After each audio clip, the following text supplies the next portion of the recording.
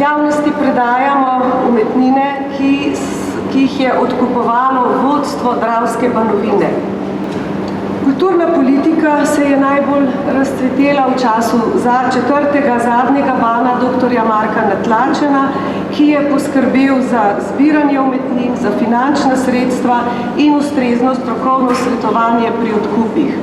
Odkupovali so dela sodobnikov in starejših avtorjev z namenom opremiti prostore Banske palače, to je današnja predsedniška palača na Prešernovi cesti, kakor tudi za obstoječe in načrtovane bodoče javne zbirke, predvsem pa za takrat že delujočo Narodno galerijo. Tokrat predstavljamo 71 slik, kipov in del na papirju umetnikov, realistov, vesnanov, impresionistov in tistih iz 30. let 20. stoletja. Poseben del razstave kaže še eno od pridobitev Natlačenove kulturne politike. Uvedel je namreč natečaje za glasbena, literarna in likovna dela.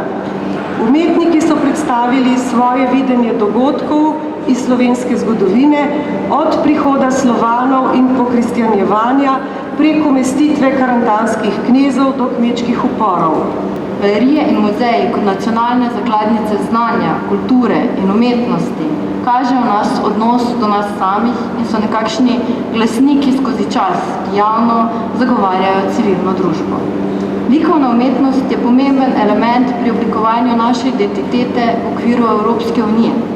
Povezuje nas z ostalimi sodržavljani Evrope in hkrati s svojimi posebnostmi vzpostavlja avtentičnost, ki je lahko prepoznana prav zaradi podobnih izhodišč zgrajenih na temeljih antike.